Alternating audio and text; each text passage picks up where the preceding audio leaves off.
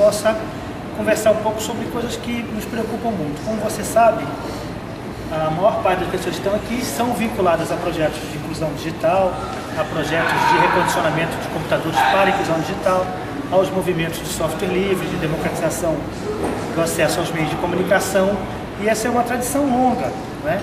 É uma tradição longa e também muito próxima das formas de fazer política que você, pelo que nos disse, conheceu do movimento dos sem terra, daqueles que trabalharam contra os transgênicos, que buscaram preservar nossa soberania no campo. Essas questões que para nós também são muito caras. Nós vivemos um momento de certa maneira, de grande preocupação pelo fato de termos avançado historicamente momentos de altos e baixos, de mais participação nas discussões dos caminhos das políticas públicas, e esse é o espírito dessa oficina, sempre foi um espaço de diálogo, um espaço de negociação, de apresentação de demandas e encaminhamentos de possibilidades que o governo teria, dada a preocupação de todos nós com a melhor execução dos projetos, a lisura, o comprometimento para que eles aconteçam, o melhor preço, todas essas questões que fazem parte do conjunto de entidades que estão aqui, que são entidades da cidadania. Tem entidades aqui que não tem nada a ver com inclusão digital no histórico de suas missões, mas que dedicaram esforço, chamaram profissionais, formaram muita gente, liberaram espaços para ter telecentros, centros de recondicionamento, fizeram uma mudança muito importante no seu rumo para incorporar uma questão pactuada entre nós e os governos, especialmente o governo Lula, de que deveríamos sim estar na ponta fazendo projetos de uma forma de gestão criativa, participativa, com software livre, com conselhos gestores fortes, para que a gente pudesse superar a alternância política.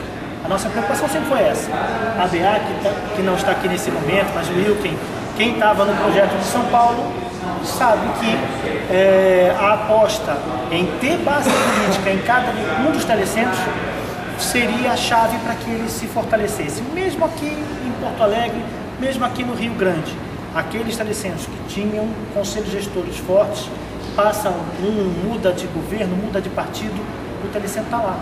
Ele é um bem público, ele é apropriado pela comunidade. Uma das falas aqui falou uma coisa que hoje para nós parece engraçada, que é mais fácil comprar computador, entregar computador, instalar, do que você montar essa base política. Hoje no Brasil é fácil montar a base política porque existem essas entidades aqui e essa articulação e 11 anos de encontros. Então hoje a gente monta, a gente tem discurso, a gente tem modelo de conselho gestor, a gente tem inteligência, tem articulação, tem base social, tem legitimidade. E o mais difícil virou o que é o mais fácil. Dinheiro a gente conseguiu botar no orçamento nos últimos momentos, lá em 2009 mais ou menos, e aí consegue fazer licitação, consegue comprar, e aí começa uma série de percalços que fazem com que tem companheiros aqui do Pará de 15, 10 horas de barco, onde não tem telefonia rural, não tem orelhão, não tem energia fixa. E nós temos projetos demonstrativos de telecentros rurais com energia fotovoltaica e satélite que encantaram todo mundo naquela região. Todo mundo quer. Aprovamos uma quantidade grande de telecentros para lá. E, lamentavelmente, a coisa não está andando. Eu queria começar pela pauta dos telecentros, mas eu queria abrir depois espaço para os companheiros dos TRCs e as demais demandas que estão aqui. Por que eu queria começar pelos telecentros? Porque, como você fez uma fala de pouco tempo, eu acho que saem pessoas aqui com uma impressão de que as coisas estão muito melhores do que estão, não é? Saiu aí a primeira rota de entrega com 2 anos de atraso de instalação e na minha região, por exemplo, eu acabei de olhar a rota de entrega, não tinha recebido nenhuma informação porque ela não está lá. Só que você falou para todo mundo aqui publicamente, meados de janeiro as coisas estão funcionando.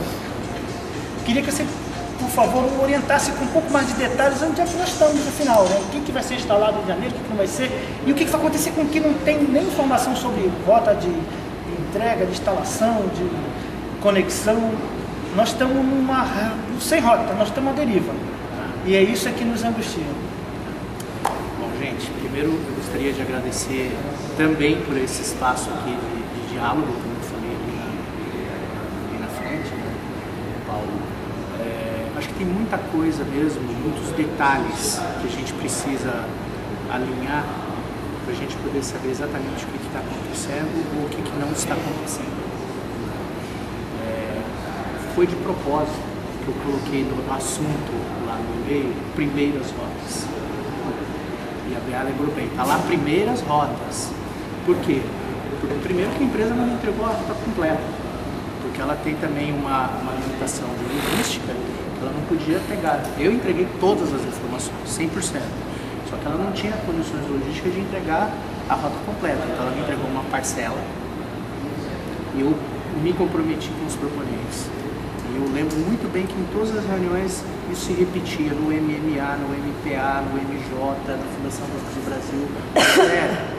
A gente nunca sabe quando a empresa vai instalar. Se a gente soubesse, como teve um exemplo muito positivo que me falaram desde o início, na Paraíba, se não me engano, que tinha um técnico lá da Secretaria de Ciência e Tecnologia do governo da Paraíba, que acompanhou o funcionário da empresa, e aí teve 100% de instalação. Eu falei, bom, isso que vocês querem? A gente precisa saber. Ok, meu compromisso é o seguinte, assim que eu receber as rotas montadas, seja ela completa ou a primeira parte, a primeira coisa que eu vou fazer é disponibilizar para todo mundo. Né? Porque o que eu falei ali em cima, isso me garante o compromisso também da outra parte de fato colocar, eu sei que do dia 15 de novembro a 15 de dezembro vai passar por essa cidade, essa, e eu tenho, eu centro lá, então eu vou pôr alguém lá para acompanhar. Tá acontecendo? Isso? Tá. Falava para a Áurea hoje, relativamente, tá. Não 100% como era para estar por cento, como eu gostaria e como era o compromisso também dos proponentes. Tá? Agora, em cima disso que eu queria dizer para vocês então, Paulo, assim,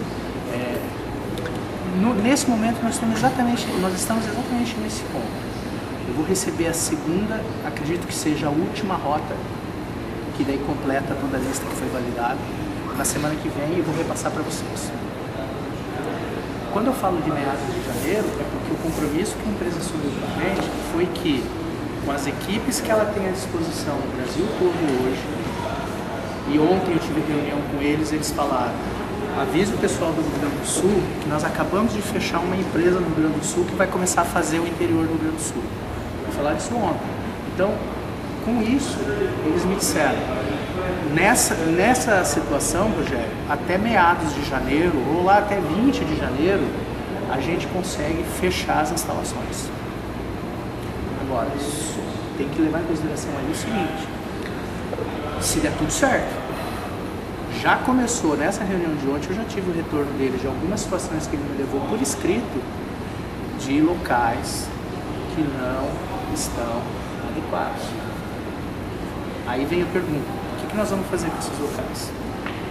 Qual foi a minha palavra com os proponentes? Gente, é a última validação, senão a gente não acaba essa novela nunca. É a última. Se tiver um local que vocês estão dizendo que está validado, que está em condições, a empresa chegar lá no dia que vocês vão ser avisados antes que vai, o técnico passar por lá, e não tiver em condições, não vai ter a segunda passada. Esses locais eu vou começar a montar uma outra rota, chamada rota de recolhimento. Porque eu não vou deixar mais um ano o computador parado lá no local tomando chuva. Não vou. Eu vou ter que recolher aquilo ali. E vou ter que dar um destino para aquilo ali. E o destino para aquilo ali, Paulo, é montar um telecentro em outro local. Agora eu preciso de ajuda também dos proponentes nesse caso. Onde é que nós vamos montar esse telecentro? Existe uma questão física, gente, concreta. Tem equipamento parado aí, vocês sabem disso. Se não tiver a mínima condição de instalação no local A, eu tenho que ir lá pegar aquilo que está no local A e dar um destino para aquilo. Rogério, só posso? Não. Essa história das fotos, dos locais que não estão prontos, nós ouvimos desde julho de 2010. Tá? Você tem consciência que você não vai fazer rota de recolhimento, que ninguém vai deixar sair. Isso é uma coisa.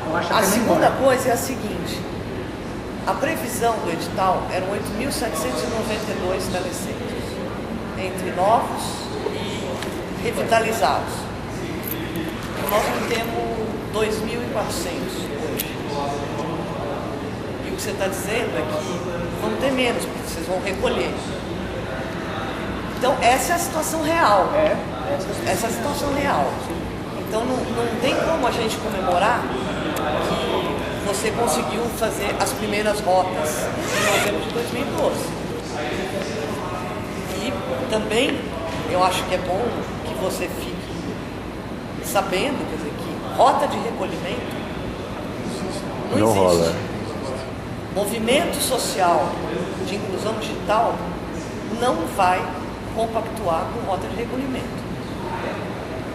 Até porque, até agora, para quem está na área de infraestrutura, a falha não foi deles que estão na ponta, foi do Ministério das Comunicações, que não cumpriu com o edital aprovado. Então, é diante desse quadro que a gente tem que retomar o diálogo. Sim, também acho. Vai ser entregue 8.792? Não. Vocês não têm equipamento? Vocês não têm como entregar? Porque a conversa de que é a ponta que não está preparada para receber, isso é passado. Isso é passado. Essa era a reivindicação em julho de 2010 do movimento social.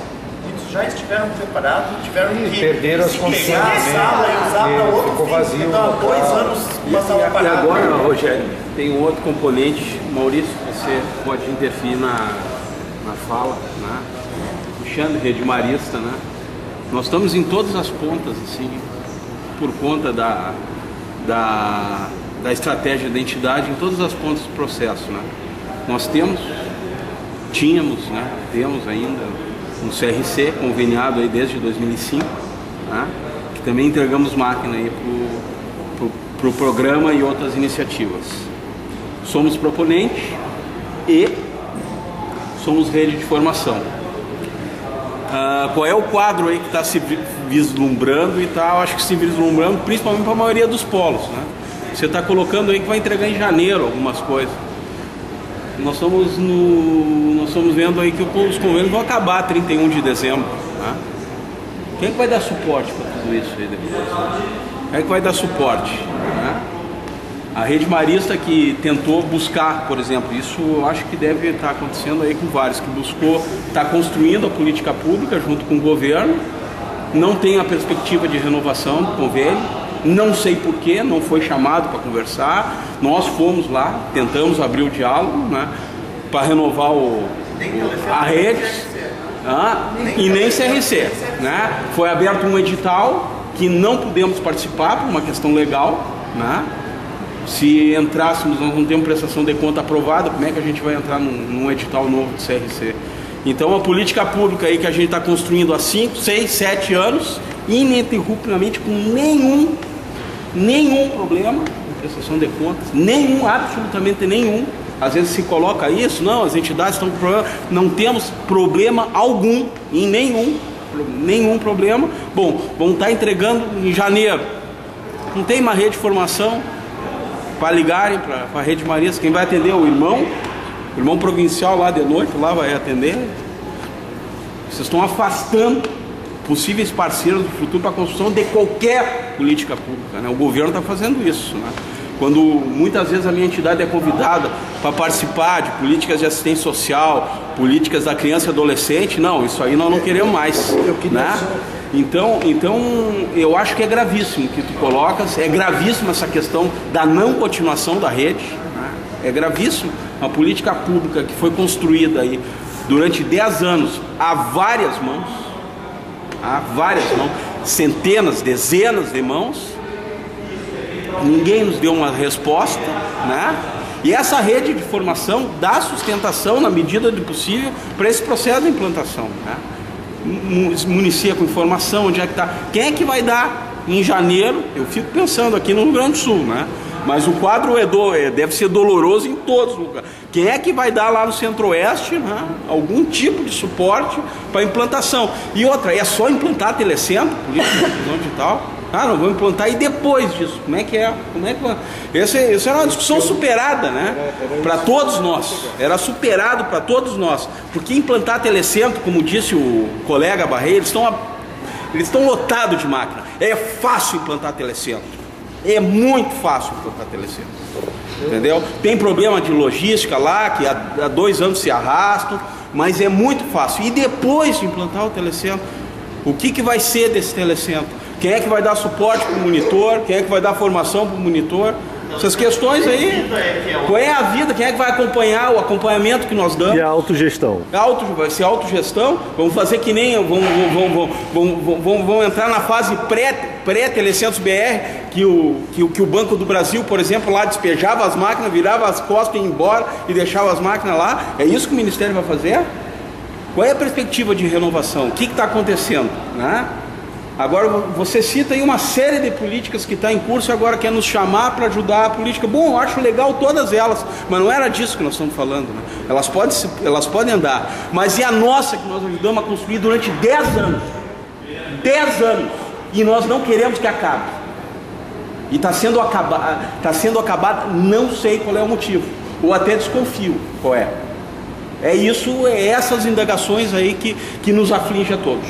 Posso só fazer a inscrição só para a gente tentar a organização? Eu preciso falar também algumas coisinhas poucas. Marcelo. Eu queria dizer assim, que eu sinto o foco sendo errado desde o início, até na averiguação de problemas. Como o Alexandre falou, e acho que isso vale para todos os polos que trabalharam na rede de formação e que todos eram iniciativas também, né? Todos tinham os seus telecentros também. A rede de formação sempre foi o foco desse projeto, e não a instalação de telecentros. Quanto à instalação de telecentros, a gente já vê um monte de coisa. Você tinha uma quantidade de telecentros no Brasil, você tinha isso razoavelmente mapeado no ONID, você abandonou aquilo, você perdeu aquilo, se ficou completamente defasado aquele mapa hoje, e no entanto se optou por telecentros novos, telecentros antigos, não sei o que, instalação, problemas de logística 1000 que se somaram à transferência da SLTI para dentro de uma secretaria nova, e aí vira um caos mesmo. E todo esse problema, todo esse acúmulo de problema em primeiro lugar, enxergar o problema pela parte mais secundária, vamos dizer assim, da coisa, que é a instalação de telecentro, porque você já havia telecentros. Já tinha telecentros funcionando. Isso daí podia ter sido um processo mais calmo, mais racional, muito mais tranquilo do que essa briga de 8.000 virar 2.400. Você tinha 6.000 telecentros pelo país e você podia ter utilizado essa plataforma. Aí você faz uma rede de formação e aí vem coisas que nós, desde o início, todos os polos tentamos falar. Abra-se essa rede para todos os telecentros do país. E não só para projetos que sejam de programas do Ministério da Comunicação. Abra-se para pontos de cultura.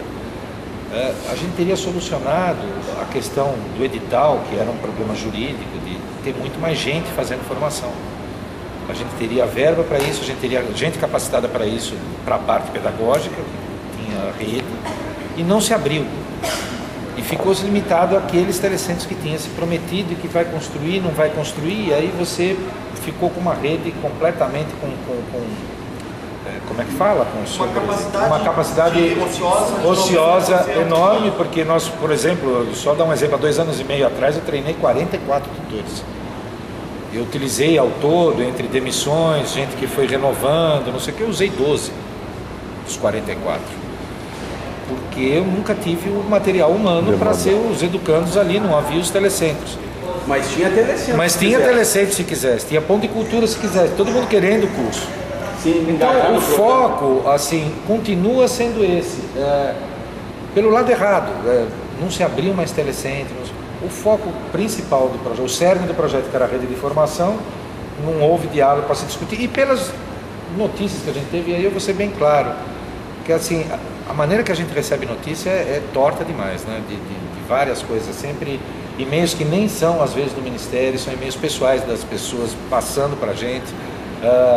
A última é que tudo fica na Universidade Estadual da Bahia, imagino até porque tem a contrato ainda vigente, né? Não, da Bahia agora. 6 meses e vai. Agora a última que eu vi, fica depois para o Pará e fica tudo na Bahia. Eu vou ser bem sincero aqui, se quiserem cair de pau em mim, está se escolhendo justamente um caminho burocrático mais fácil, que seria como universidade, é a opção de não ter dor de cabeça por causa de prestação de conta, de repasse de dinheiro. Está se matando o cerne do projeto, que era uma união que foi espetacular entre Sociedade e universidade. E universidade. E está se escolhendo, desculpa, eu vou te falar isso daí, mas o polo de menor atuação, ou de pior atuação, o que menos produziu conteúdo em todo esse período. Justamente por uma facilidade de contrato. Então, eu acho que são dois viés completamente errôneos que está se tomando. Pensar na instalação do telecentro como grande problema. 2, pensar na facilidade burocrática e não no projeto em si. Isso denota assim, um jeito de querer acabar com um projeto de morte morrida, lenta, e não morte matada de uma vez só. Isso é a sensação que dá na gente. Para a gente, de alguma maneira, que foi membro aqui da rede de formação e participou de um trabalho que foi apaixonante para todos nós ter vivenciado aquilo no primeiro ano. Olha, vou ser bem sincero, tem gente em depressão, tem gente com problema de saúde, vários, porque a gente vê um monte de coisa assim ir pro ralo. Pior que nós que estamos evoluindo é a base que não está recebendo. E ainda tem de ouvir, isso. Então está sendo bem difícil. E ainda acho que o viés está errado. O senhor está escrito, só aguardar um pouquinho. Não sei se eu... Faz em bloco? De tempos em tempos eu vou, senão... Vai acumular capaz informação. de eu esquecer o que eu... Só ouvir a Beata e você responde. Tá, vai lá, Beata. Não, tem que destacar 2 aspectos. A rede de formação conseguiu fazer um trabalho inédito, unindo universidades e sociedade civil. Mas a rede de formação tem também algo instituído que se chama Conselho Gestor da Rede Nacional de Formação para a Inclusão Digital. Este Conselho Gestor não foi sequer ouvido sobre quais seriam os caminhos para a rede de formação, terminado o convênio com estes que hoje são os polos. Ninguém aqui está reivindicando continuidade permanente para estas entidades que estão hoje tocando a rede de formação. Inclusive que a gente continua fazendo o que a gente que nós fazemos, sempre fizemos, e não é porque estamos conveniados ou não que não vamos fazer. O que a gente está colocando é que em momento algum o Ministério se dispôs a discutir qual é o futuro de um programa de inclusão digital da Secretaria Nacional de Inclusão Digital, conquista deste movimento que está reunido aqui. Primeira coisa. Segunda coisa, na rota de recolhimento, eu não sou das pessoas que esperam o quanto pior melhor. Muito pelo contrário. Eu só entrei para trabalhar na rede de formação. O coletivo só se propôs a ser iniciativa, só se propôs a ser polo regional, porque a gente acredita nas conquistas que tivemos num governo democrático popular. Um governo democrático popular que não cumpre um programa, não dialoga e vai recolher, nós estamos botando por ralo qualquer crença, credibilidade que esse movimento todo teve e ainda tem, por incrível que pareça, no governo democrático popular. Isso, não sei vocês, mas nós, sociedade civil, não vamos deixar acontecer. Porque nós lutamos muito para ter um governo democrático popular. Lutamos mais ainda para que esse governo democrático popular desse a prioridade que merecia a questão da inclusão digital. O que foi feito a partir de 2008, com a própria criação da Secretaria Nacional de Inclusão Digital. Então eu acho que tem que ter muito cuidado para não transformar ações burocráticas em fracassos monumentais, não só das pessoas que estão hoje no Ministério das Comunicações, mas de fracasso do governo democrático e popular junto aos movimentos de inclusão digital e social. E no início, em algum momento desse programa, a gente foi orientado a ser tão tão rigoroso quanto a tua fala de tem que estar instalado rede elétrica, rede lógica, 48 isso, metros. até daqui 15 dias, porque tudo vai estar sendo entregue e tudo mais. Fazem 2 anos isso, que a gente entrou com todo esse rigor para apressar as coisas, porque se não fosse para a semana que vem não sairia telecentro. Hoje, chegar com essa mesma fala, com esse rigor de não estar instalado na primeira visita, nós vamos recolher tudo, a gente vai cair em descrédito pela segunda, terceira ou sei lá quantas vezes. A cara pública, a cara que se dá para bater, não é a do Rogério, nem da Lígia Compacto, nem do Paulo Bernardo. A cara que está posta é o proponente para apanhar somos Os nós. maristas do coletivo. É a sociedade civil, são os proponentes. É os maristas, o coletivo digital. Hoje, se a gente fizer uma ligação para qualquer um desses telecentros e disser até daqui 2 meses, 1 mês, sei lá qual é a data, tem que estar pronta a sala porque tem telecentro, vai ir um técnico para instalar, eles vão dizer, bom, eu estou esperando 1 ano e meio. Não. Quem me garante que aquela sala que eu já realoquei para outra atividade, porque não me faz falta, porque eu sou um movimento e tal... Teve beneficiário que alugou, meu velho. Se eu... Vamos só tentar, Focar. por favor, passar a palavra, depois a gente pega mais depoimento. Não, tranquilo. Mesmo porque eu não acho que só com as respostas eu vou dar conta de tudo isso que vocês estão dizendo. Então é bom que depois da minha fala venham outros questionamentos, barará. Mas eu quero dizer para vocês, pessoal, o seguinte: primeiro que eu me sinto extremamente à vontade de dialogar isso com vocês. Eu entendo quando vocês dizem que antes de mim tem toda uma história de fracasso, de compromissos não cumpridos por parte do Ministério. Eu sei disso, eu sei e mesmo assim eu estou assumindo a responsabilidade em cima disso tudo. Eu não estou descartando como de forma alguma eu desconsidero a importância que o movimento social pelos telecentros, pela inclusão digital teve, não só na questão do programa Telecentros BR, como na questão dos CRCs, como na questão da criação da Secretaria Nacional de Inclusão Digital. Não desconsidero isso, não desconsideramos isso, nada disso. Agora, eu gostaria que vocês entendessem o seguinte: ninguém aqui está fazendo caça às bruxas, ninguém aqui está querendo apontar o dedo para ninguém. Agora, nós estamos falando de uma política pública que não vai até o discurso apenas.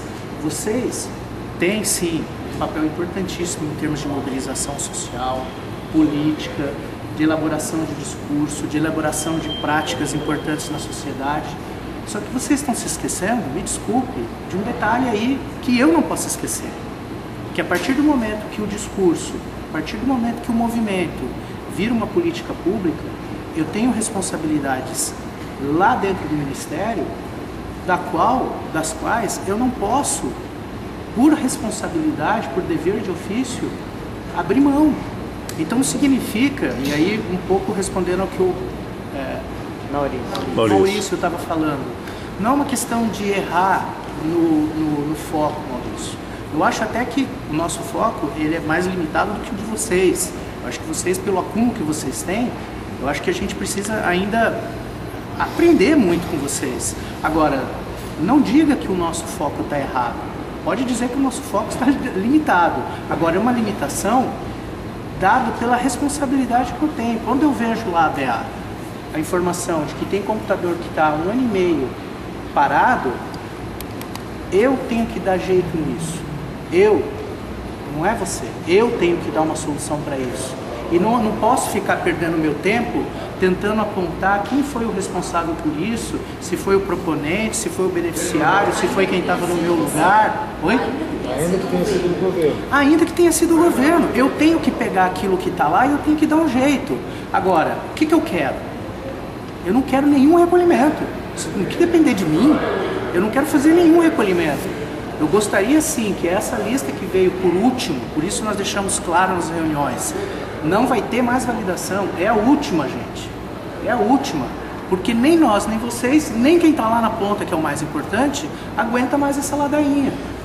O que eu gostaria? Que 100% do que chegou para mim agora tivesse perfeito. Nós estamos cumprindo agora, mesmo que tardiamente, nós estamos cumprindo com o que é a nossa tarefa. Então, eu não gostaria de fazer nenhum recolhimento. Agora, se eu já tenho a informação segura de que o MDA, o MJ, me indicou locais, estou dando só como exemplo, que eu já vi ontem, me indicou locais, afiançando que, olha, isso aqui você pode mandar o técnico lá que está em condições.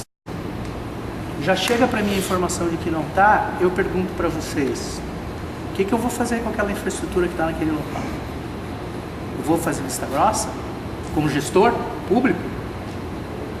Eu não vou discutir o passado. Eu vou fazer vista grossa? Eu vou fazer de conta que não tem problema? Por que vocês não buscam, então, deixar aquele lugar em condições? Sim, exatamente, mas essa tarefa do Ministério é tarefa do... Deixar aquele local em condições? Vocês não fizeram. Não, mas aí que tá, gente.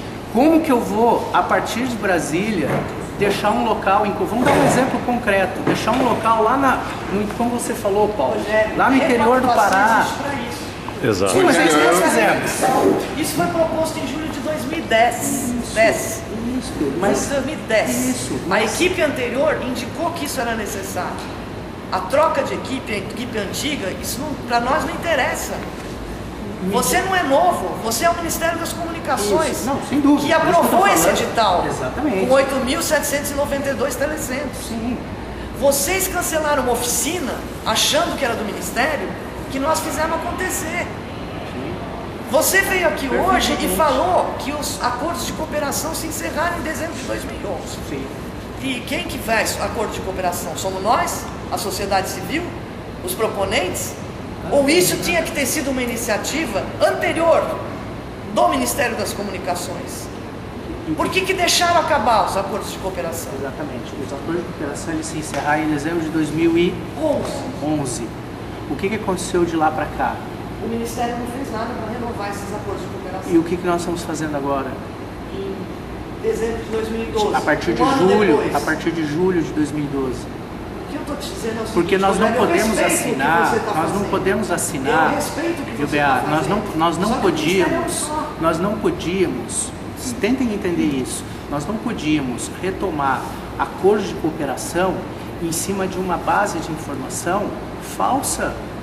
Nós tínhamos que passar por esse processo que nós passamos e que você testemunha. Só um pouquinho. Que você testemunha. E nós estamos colocando a situação agora na mesa, nós estamos mandando para todos os proponentes. O que eu quero que vocês entendam é o seguinte, uma coisa é toda a luta que vocês têm, que a gente não desconsidera. O que eu quero que vocês entendam é que, embora tenha existido tudo isso de falha que vocês estão falando que é do Ministério, não foi só do Ministério.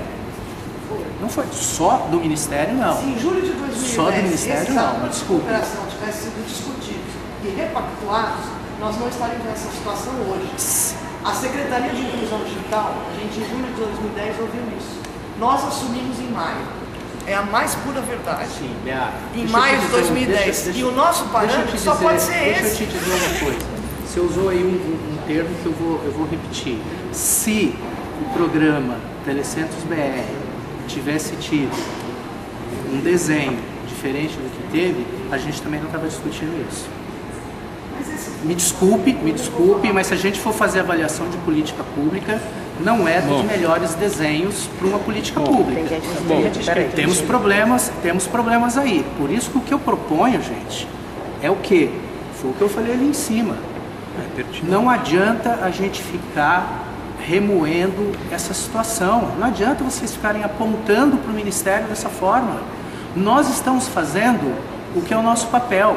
1 ano e meio depois, tá, mas nós estamos fazendo. E nós queremos mudar. O que eu mais queria nesse momento é estar discutindo aqui uma pauta de telecentros com vocês que fosse muito mais baseada no que o Maurício falou, no que você falou. Ó, o que nós vamos ter de política para os telecentros que estão aí na praça? Que tipo de formação nós vamos dar? Vamos fazer uma avaliação da formação que a rede fez? Vamos fazer uma avaliação? Vamos chamar todo mundo por... Exatamente, mas eu... Calma aí que eu vou dar esse toque agora. Quero dar esse toque. E aí, a partir... Se a gente tivesse com essa situação estrutural resolvida, a pauta que eu queria estar tendo com vocês é essa. Porque se eu não quisesse fazer isso, eu não estaria tentando resolver o problema. Agora, gente, se a gente for ficar, eu vou dizer para vocês muito claramente, se a gente for ficar com essa situação de que a culpa é do Ministério, que já faz 1 ano e meio que não sei o quê, que o Ministério não cumpriu com aquilo, que não cumpriu com aquilo outro, bom, eu vim aqui propor diálogo. É nisso. Eu preciso... É que é recíproca, é verdadeira. O Wilkins, vamos lá. Tem o Marcelo escrito. Marcelo, Isso. Marcelo, por favor. Deixa eu dar então esse tom. Não, tá tranquilo. Rogério, é o seguinte, desde 2010, né, que a sociedade tenta, entendeu, estabelecer diálogo com o governo federal no tocante a todas as políticas públicas de inclusão digital e banda larga. Aproximadamente depois de março, ou mais tardiamente julho, essas portas foram totalmente fechadas. Então, pelo amor de Deus, se você tiver, tipo assim, algum entendimento de que o Ministério de lá, pelo menos até hoje, por isso que eu estou reforçando, de que o Ministério queria diálogo, você, por favor, corrija, entendeu, a falha de comunicação que houve, porque o entendimento todo que nós tivemos é que não tinha diálogo. Eu tive reunião, a BA, eu acho que estava presente, Maurício também, com a CID, nós tivemos reuniões com a Secretaria-Geral da Presidência, nós tentamos de todas as formas possíveis para poder estabelecer diálogo. Numa reunião com o ministro, ele estabeleceu que, através de uma articulação com a Secretaria-Geral da Presidência, seria montada uma mesa de diálogo permanente até que as políticas públicas de inclusão digital de banda larga fossem todas consensuadas, e isso não aconteceu. Pelo contrário, foram desmarcações de última hora, era simplesmente a fuga do debate, ou então quando tinha o debate era sempre aquela coisa de fala uma vez só e não responde nada. Então, o que a gente está querendo de você aqui? Um compromisso do Ministério em abrir o diálogo permanente com a sociedade. Eu sei que você não tem esse poder de decisão, mas se você quiser ligar para o ministro, ou então se quiser que a gente mande um ofício, de novo, porque já deve ser o 3º ou 4º que a gente manda, se existe uma reivindicação para a gente poder resolver esses problemas de forma proativa, da forma como você está sugerindo, se você tiver poder de persuasão, chega para o ministro lá e fala com ele que precisa se abrir esse diálogo. Porque senão, tudo isso que a gente está discutindo aqui, todos esses problemas só vão se ampliar. Então, o César Alvarez, por 2 vezes pelo menos que eu contei, falou que o Fórum Brasil Conectado não tem como realizar porque a metodologia não promovia, né, um debate saudável, construtivo. Ora bolas, nós estamos discutindo inovação, nós estamos discutindo futuro estratégico do país. Ele quer que seja tudo devidamente civilizado, todo mundo consensuado? Não, cara, nós temos que fazer o debate mesmo, o embate direto, inclusive com o poder privado. Agora, ele chegar em entrevista, entendeu? Informação publicizada de que para ele a internet é um negócio, desconsiderando totalmente tudo que a sociedade civil vem defendendo, não só na questão da banda larga, mas na questão da inclusão digital, que está intrinsecamente ligado ao tema. Eu tenho gravado entrevista da Convergência Digital. Então, meu nobre, eu sei, você entrou agora, está se alinhando, eu sei que ninguém precisa saber de tudo, mas o recado que eu dou, e acredito eu que é parte da fala de todo mundo aqui, vamos estabelecer definitivamente a mesa de diálogo. Sim. Se a gente tem diferença, se a gente arranca rabo, se a gente sai faísca, chega às vezes até dar umas cutucadas, como ele também deu cutucadas de volta nas mensagens públicas, eu acho que isso é perfeitamente natural pela questão apaixonante que esse tema tem em relação às entidades que aqui estão. Então, ele fechar as portas do Ministério para esse embate é o que está sendo maior prejudicial aí. Deixa eu só falar uma coisinha antes de passar para você de novo. Eu reitero aquilo que eu falei desde o primeiro momento que fui lá na frente. E por isso eu fiz um parênteses ali da minha história na minha área de atuação. enquanto estiver no Ministério, eu vou ser uma voz em defesa da abertura de diálogo estudantil. Se eu vou ser voto vencido ou não, isso o tempo vai mostrar.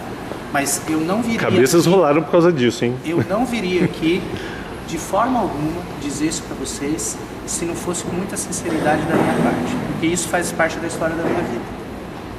Se vocês vão acreditar ou não, aí não é problema meu. Não, as ações. Agora, são as ações, as nossas ações que vão mostrar. Exato. Por isso que eu disse, não é um equívoco a gente estar preocupado com instalação. É uma obrigação.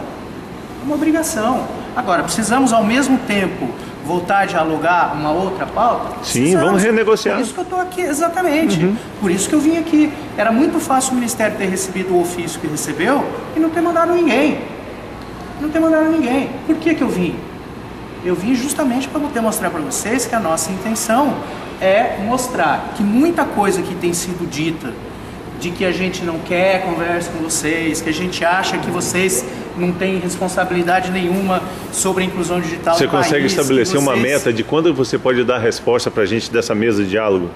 Em tempo hábil, porque isso já é um tema passado e que ele já sabe de qual é salteado o que é, entendeu? E é uma questão tipo assim, semana que vem liga para a BA, liga para quem estiver assim, mais ou menos encabeçando isso, para poder dar uma resposta de quando efetivamente a gente pode ir. Porque, inclusive, eu comprei minha passagem para ir na reunião do ano passado e fiquei presa com ela até pouco tempo atrás. Você, Marcelo, Saldanha. Marcelo, Tá. você acabou de dizer na tua fala anterior Sim. que talvez eu não tenha poder e responsabilidade. Não, uma meta para dar uma resposta positiva ou negativa, perdão.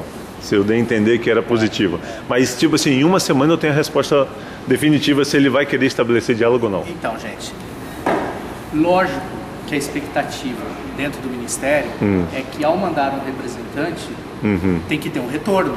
Ótimo. Eu não vim passear em Porto Alegre. Opa, beleza. Eu não vim comer o churrasco do evento. Então, lógico que eu vou voltar com uma reivindicação. Legal. E eu vou ter que dar resposta a essa reivindicação. Tem meta, sim? Como vai ser esse diálogo? Em que base vai ser esse diálogo? Qual que é a amplitude desse diálogo? Qual é o grau de formalização desse diálogo? Nós vamos ter que discutir. E eu tenho a obrigação de dar esse retorno para vocês. Mas tem data assim, mais ou menos? Não posso falar em data. Vamos rodar aí. Então tá, então roda. Eu vi o Mário escrito, depois o companheiro ali, depois o Alexandre novamente. Eu vou começar falando. É outra pauta, por aí, esse problema de juntar duas coisas diferentes. Sim. Então, vou começar só fazendo uma consideração. A gente se encontrou mais cedo no elevador, você me confundiu com o Paulo Joventino. Ele tá aqui? Tá, bem. Eu sou o Vilmar, da Samambaia. Mas foi por uma questão positiva que eu Não, confundi. Não, mas só vou fazer um complemento aí na tua última fala. Se você está vindo para ouvir, mas não tem um diálogo, vai trazer. Só vou começar te dizendo o seguinte: você é o quarto que a mídia manda conversar com a gente, que fala que vai trazer a resposta. Entendeu pro casamento? Foi o deles, e assim, vou citar nomes assim: foi o deles, o Diego, o Américo, lá em Olinda, e agora está vendo você. De qualquer forma, seja bem-vindo. Não espero que venham outros com essa mesma pauta. Eu acho que é a terceira vez que a gente está se vendo pessoalmente. Uma foi lá na solicitação Samambaia, outra foi no encontro da rede que a gente teve em setembro. Mas assim, o que me preocupa nessa história, e aí, como a gente está na reta final de convênios, como a gente está em um momento de desabafo, de botar tudo para fora, velho, tem 10 Terapia anos. coletiva. A preparação, né? Tem 10 anos que a gente está nessa labuta. Cada um da sua maneira, cada um do seu jeito, várias pessoas chegaram, outras pessoas saíram.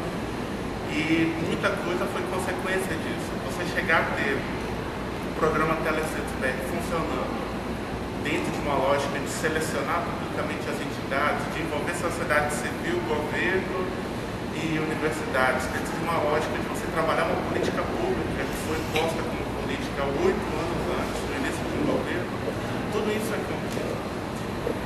E eu acho que uma das maiores conquistas que a gente teve nessa história toda para cá, e que não foi dito aqui, e precisa ser dito porque precisa ficar claro, foi a gente chegar ao ponto de reeleger um governo democrático, né, na função de uma outra gestora, e a gente conseguir ter um ministério que assuma o programa de inclusão digital, porque até então ele era uma das atividades de um ministério que não tinha esse caráter de execução e tudo mais, e a gente tem uma secretaria de inclusão digital.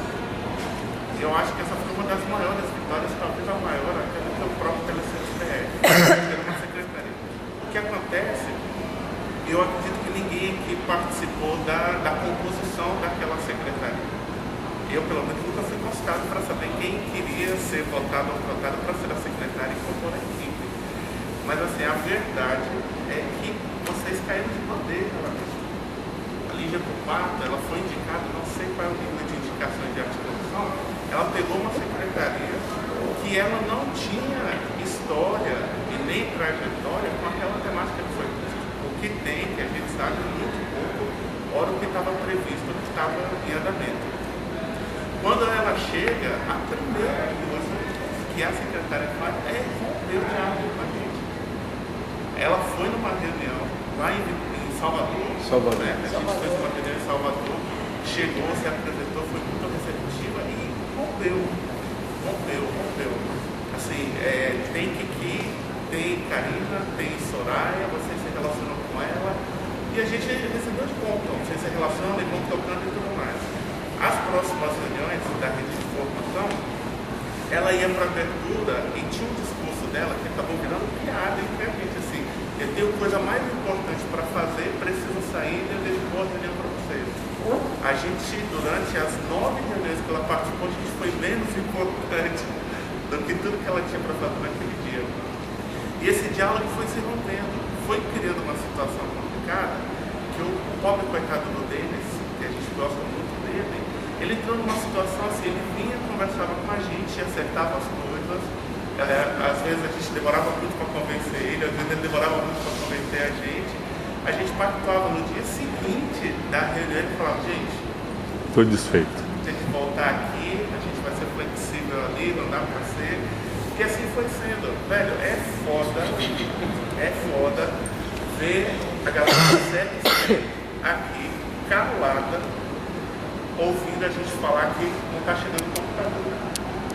E ouvir os jornais.